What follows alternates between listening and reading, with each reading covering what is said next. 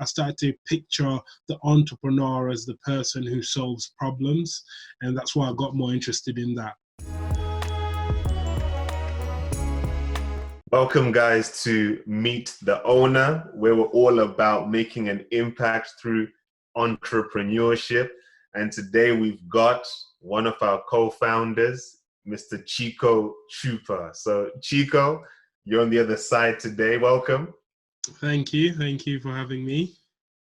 And, today we just want to find out about how things started for you and how you've gotten to the position that you are in now.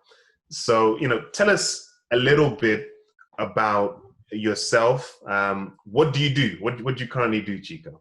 I currently am a marketer. I help businesses with social media, helping them get new clients. Yeah, and in terms of what you do now, is it something that you thought you'd be doing in the future when you were younger? Was this something that you envisioned?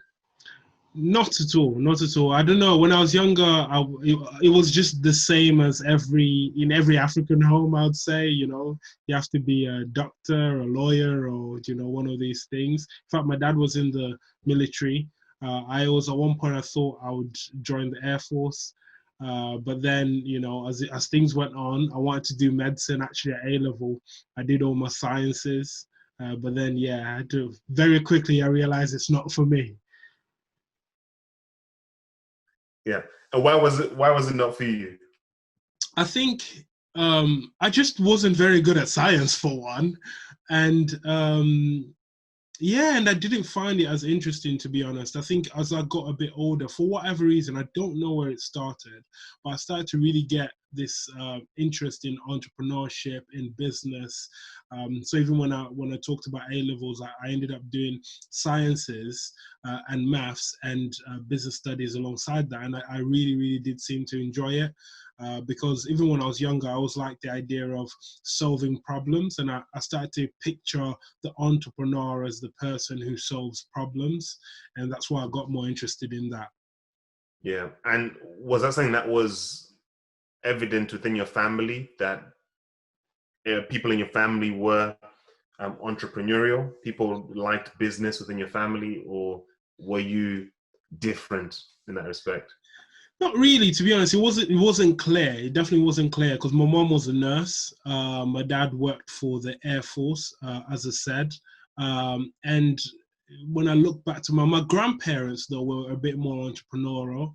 My mom's dad was into business and did it quite successfully, actually. But with the immediate family in our immediate home, there wasn't a lot of it. Even though my mom did have a lot of entrepreneurial tendencies when we were growing up, that she's actually expressing more of now. But when we were growing up, it wasn't a huge thing. Yeah. So when did you actually come to England? Because I know you weren't born in England, but when did that transition happen for you? Yeah, so I moved to England in 2007, I believe. I was 14 years old at the time. Yeah, and what was that change like from Zambia to England? It was different. It was very different. That's the main thing. It was very different. I think moving from Zambia, which is obviously predominantly black, to here, which is very different. Like when I went to high school, I went straight into year 10. I was the only black kid in my school. And even just the way things is done is very, very different. The way people speak is different. Yes, I could speak English, which is what was spoken here, but the culture is just very, very different. And I had to do a lot of learning, and I didn't have the greatest self-esteem either, so that didn't help things. Yeah. Okay, so you've come to England. Things are different. You haven't got the greatest of self-esteem. How do you then make this progression from studying sciences to then studying business at university? And because I know some of the part-time jobs you've had have been in healthcare. So tell us, how does that all happen? Yeah, so basically when at A level I did sciences, and at the time, because obviously I've always had some sort of a part-time job since I was like 15. So I worked in like McDonald's, I worked in the Chippy, I worked in a Chinese restaurant, and then when I was in university, I worked for a care company as well. So at A level, I decided very quickly, okay, medicine is not for me. I'm not going to do that. And then I really loved business. So I thought, okay, when I go to university, let me study business. So now there was the straight, business management course. But then I always just felt like, I don't know whether I felt I was a bit special. So I needed something a bit more special. So I found that there was a degree in international business. And I also liked a bit of the idea of traveling and stuff like that. So that's why I decided to do international business at UCLan in Preston. Uh, Would you say that's a good route for people to take who want to get into business, going to university to study business? Was it beneficial to you? What are your thoughts looking back? I think it was beneficial. I think for me, what university taught me, the main things that university taught me is things like how to write. It started to give me some exposure on presenting myself. I think, to be honest, it was more the life skills that the university gave me when it comes to business. Yes, I learned a lot of business theory, which was great, and it's really good. But I think it was more the life skills that I learned, the fact that I was away from home on my own for the first time. Uh, Now, when I think about it, I don't think university is the only route to be able to get into business. In fact, there's most of the business people, some of the biggest business people never went to university. Some of them never finished high school. Uh, so I think if you're a person who likes to learn and is willing to learn by themselves, you can do it without university. You don't Hmm. have to, but that's the route that I took. Okay, so if you were advising yourself before you made the decision to go to university, what would you say?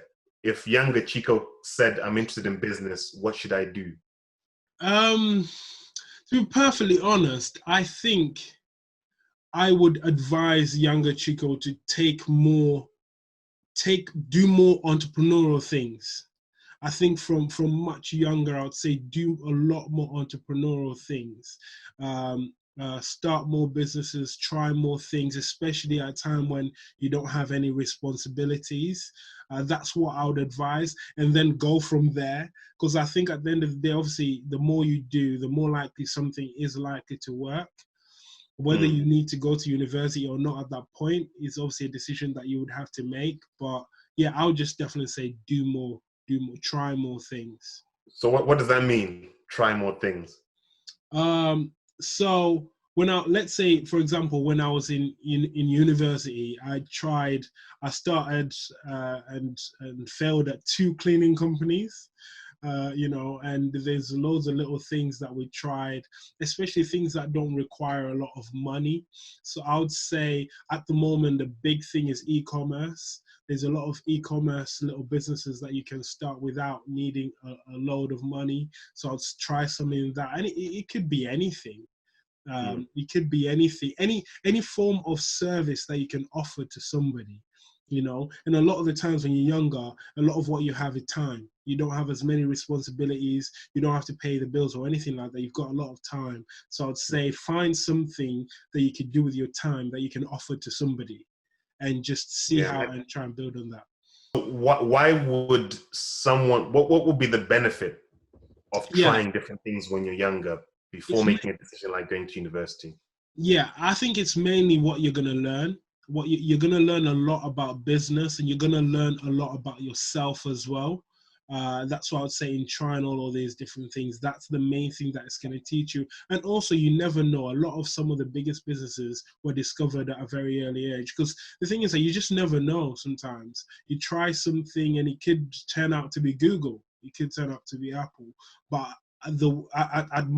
the thing is that whatever happens, you would have learned something that will move you Yeah. further and closer to the thing that you're meant to be doing. And okay, just to press it a bit more, we're trying different things for the learning experience. How do you know how to start? Um, Sometimes the answer is that you don't. You have to, go and find out. You know. So if you are starting, a lot of the time when you're starting things, I'd say maybe starting something that has some relation to something that you already know, something that's around you, a problem that you see all the time, a problem to which you've seen the people who have that problem. So I'd say try and get as much information as you can about something before actually just jumping into it, because I made a lot of mistakes by just, oh, this is the next cool thing, so I'm just going to jump into it.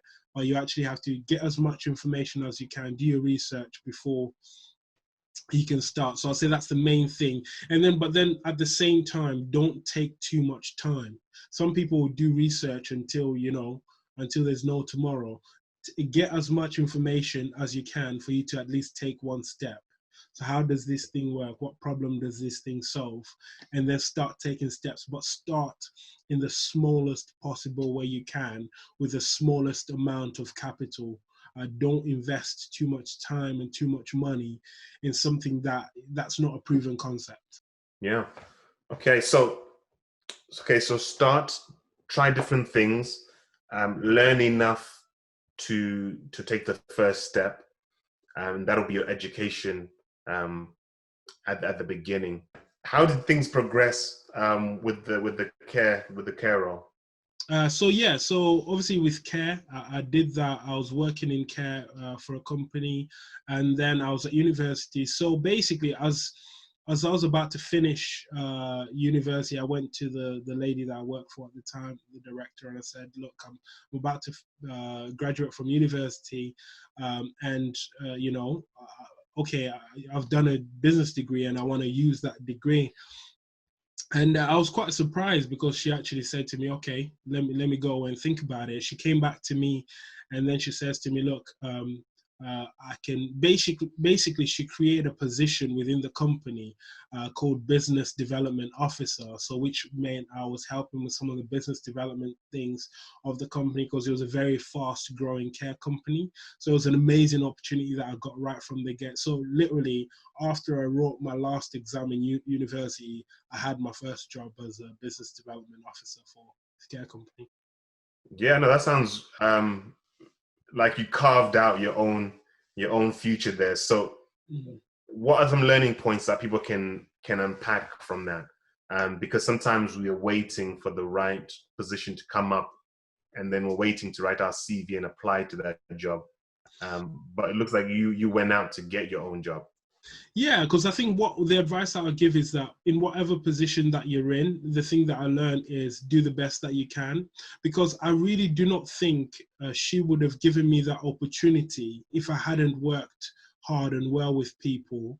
When I just work as a carer, I didn't have any great responsibility as a carer. It was obviously I worked exactly like everyone else, but I'm assuming she saw something in me to then create this position in the company, to do this. Because even obviously within the same company, later on, and at this point I'm only like 21, a little while down the line, a position came up to manage one of the care homes that she had.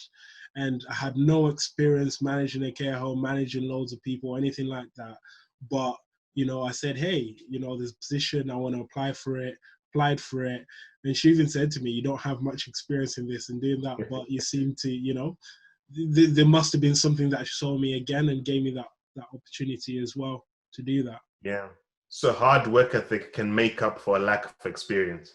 Yeah, 100%. I think hard work ethic, and it's not just hard work, but you're always thinking, how can I make things better? How can I do a better job and that kind of thing? How can I, you know, do better than just do the bare minimum? So being proactive, you've got that initiative as well. All Mm. right. So what was the next role that you took up? So in my next role, so I left this place, and I would never advise anyone to do this, but I left this place without actually securing the next job.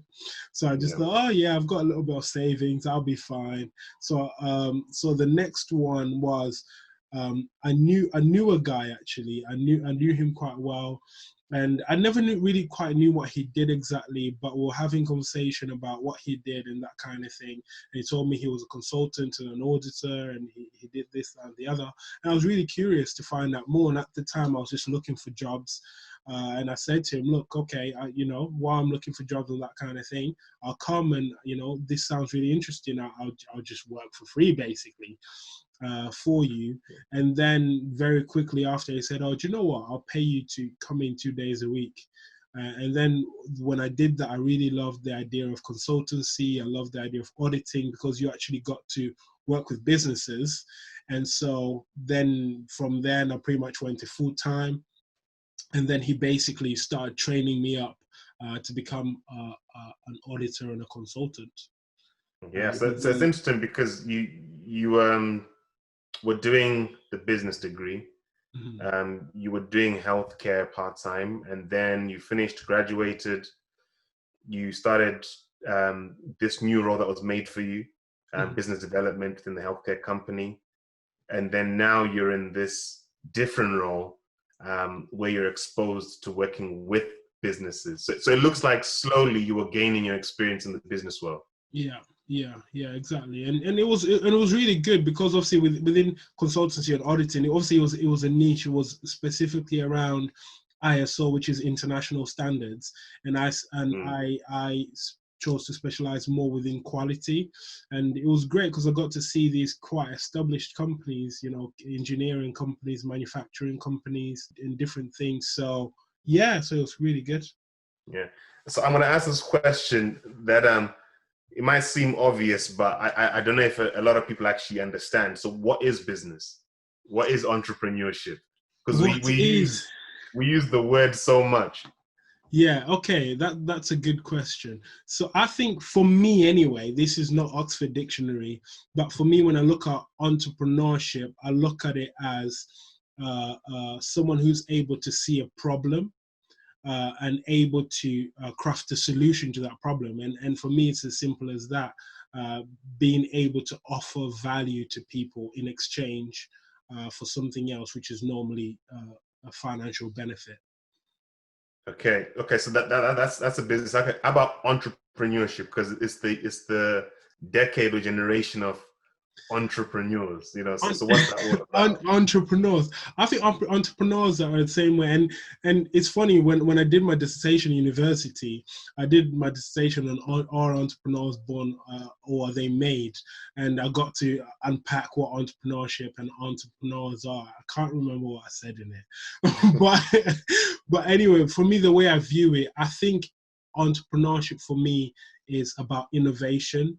It's about looking at what are the world's problems and how can we solve them.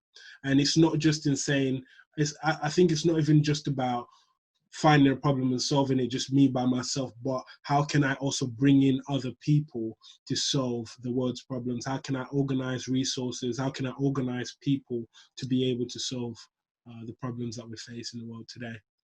And I guess the £1,000,000 question for everyone is, am I an entrepreneur or not? Yeah, I guess as it is. And I've seen a lot of people talk on, who is an entrepreneur and who's not an entrepreneur. And I personally believe anyone can be an entrepreneur. Mm-hmm. And so, yeah, go on. Okay, sorry, carry on. No. And I was just gonna say, and from the way from what I think entrepreneurs are, it doesn't mean entrepreneur. There's many entrepreneurs within companies as well who are employees. So yeah, I just view it quite differently, I think, to some people. Yeah. Some people do. So for myself, I think your next move from the auditing and consultancy company to your roles now, for me, I think that symbolizes where the moment you become an entrepreneur. So I guess let's talk about that. What happened after the consultancy company that you worked? Yeah, so I worked there for about 3 years, and it was an amazing experience. And I became qualified consultant, an auditor, And obviously, typical me, I get to that place where I'm like, "Do you know what? I need to make the next step. I need to make the next step." So at that point, we'd already started meet the owner, and it wasn't fully formed yet. But I thought, "Do you know what? I'm gonna leave my job, and if I can focus my full attention to this, we can make it work. Something can come out of it, and go from there." And also, the idea of, because I was a qualified auditor and consultant, it meant that I could also still do work as an independent consultant as well. So it wasn't just relying on this. And now, when I left, I would never advise anyone to do it in the way that I did it, because I don't think I fully thought out everything that I needed to think out. Even with Meet the Owner, one of the things that everyone always asks me, how are you going to monetize? How are you going to monetize? And obviously at this point, I'm married as well. So it's not just a case of I could go and sleep on someone's couch and I could do this, that, and the other. So I left, and then I started doing this, focusing more on Meet the Owner, and basically everything that could go wrong went wrong. Basically, it was, we're not getting many clients with Meet the Owner at all. And also with the work that I was kind of hoping I'd get loads of consultancy work and auditing work as soon as I get out there, that wasn't happening as well. And it took a while. It took a while. For a long time, I had to do other odd jobs, because it's like, I'm not going back to get a job. I'm not going back to get a job. So I had to do all sorts of other little things on the side. I did delivery jobs. I worked like part-time in the hospital, and I had to do all sorts just to make sure, obviously, our home was provided for, as well as my wife working as well. So I did that for a while. And then, more and more, we just, as we kept pushing on and doing things that we needed to do, I started picking up clients with consultancy. So with the ISO consultancy, and some that started to just general management consultancy as well. And then with Meet the Owner as well, more and more, as we defined and what the business was and what exactly the offering was, we started to, pick up clients there as well. Yeah. And for me, I think that's what proves to yourself that you're an entrepreneur, when you can make that step outside of the comfort zone into the unknown, and it has to work. Yeah. I think that's what it, for me, that's what it is.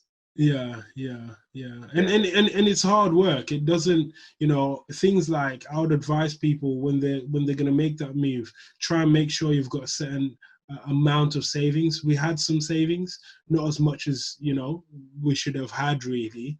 And then things like, even with customers, I'd advise anyone, if they were going to leave their full-time job to take on their business, have a bit more of a, in fact, I've heard of people where what they're getting in their business is like 6 times what they get in their job, and they decide to make the move.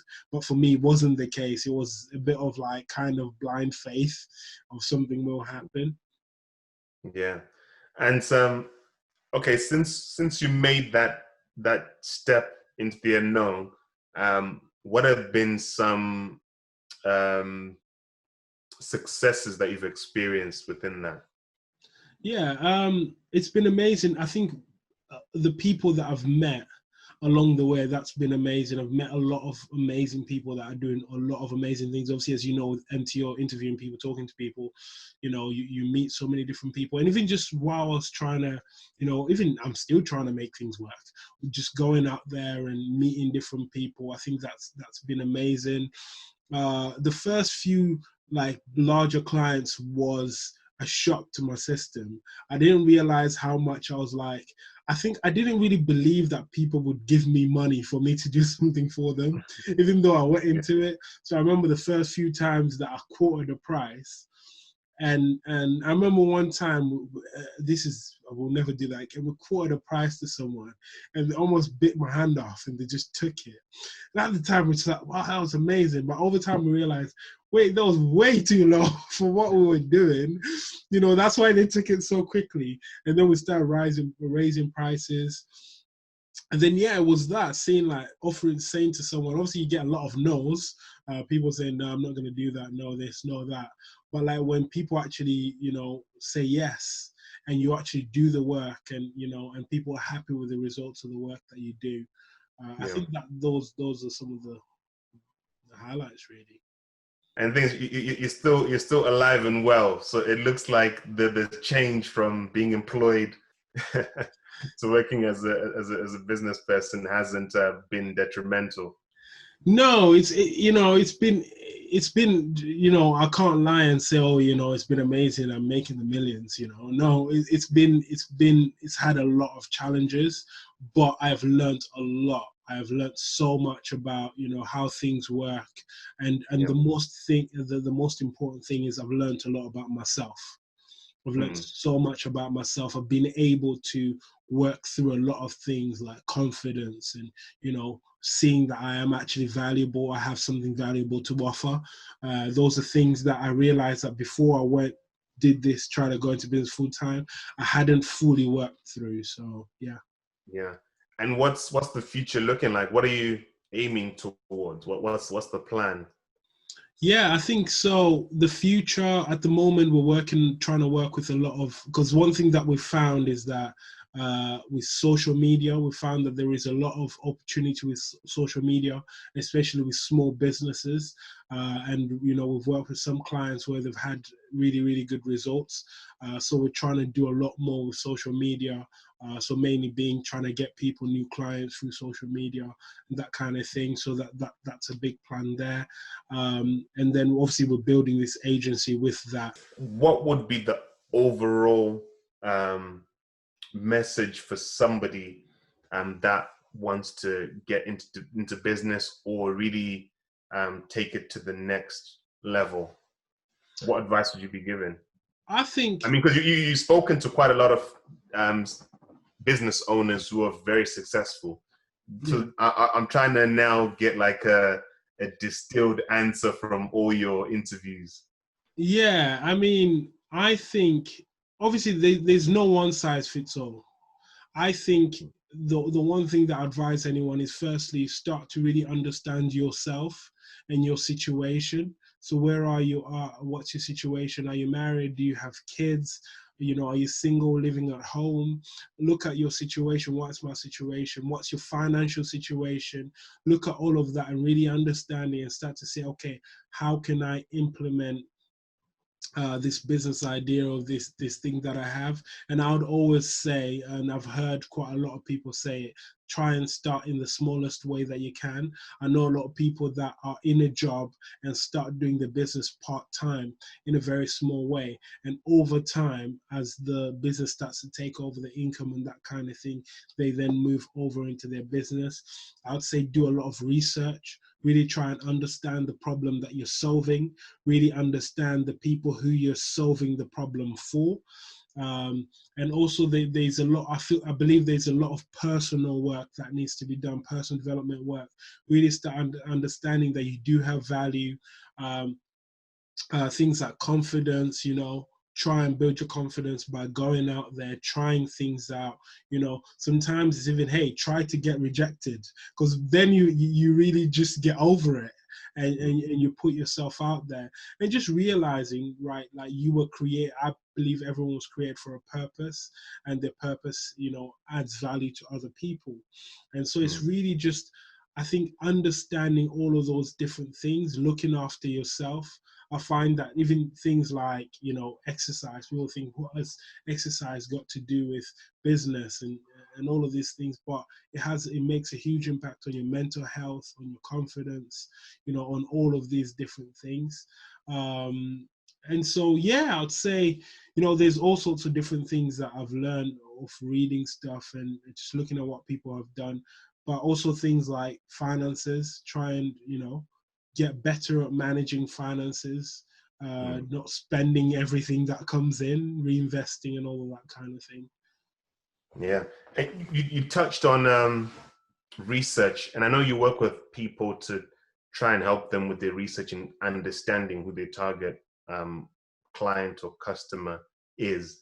How is research tied into the success of someone's business?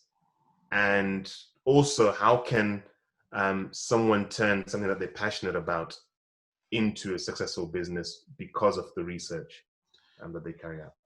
I think your research, I think for me personally, now for where I'm at, I think is one of the biggest things to the success of any business. I think for when I say research, obviously it's number one, understanding what problem am I solving? Because when you really, really understand the problem that you're solving, you can speak to that problem. You can be able to start to relate to people who have that problem. Because once you understand this is the problem, you can then look at, okay, who has this problem? How can I solve this problem? Okay, who else out there is currently, doing a similar thing? How are they currently doing things? Okay, but how better can I solve this problem? Because a lot of people think it's all about like competitor research. People think it's you going there, looking at what other people are doing and doing the same thing. No, but it's looking at what other people are doing and how can is there a segment that they're not serving that I can serve, or is there something that they're not doing that I can do to make this service better? And so that's all research. It's really understanding what's the problem, how can I solve it, who am I solving it for? Because if you don't understand that, you're always just going to be shooting in the dark. And some people, yes, get lucky, but it's not a sustainable way of running a business. I think a sustainable way of running a business is really being informed. And also, the further you go into business, the more you get to know your audience, you're going to find what other problems do they have and how can I solve them? Even when it comes to like social media or sending marketing messages to people, if you know the person who's going to buy a product, you're more likely to tailor a message to them more specifically. Let's say if they have kids, you can, in your marketing messaging, you can talk about, you can use the kind of language that someone who has kids understands. If they're in a specific industry, you can start to speak the language that that industry understands. So I think research is huge. Research. And with that, we'll bring it to a close. Thank you, Chiko, for your time. And guys, make sure to subscribe to the YouTube channel. Make sure to subscribe to the podcast on Spotify, and also to check out the website for Meetheowner. Everything is in the descriptions underneath, and we'll see you at the next one.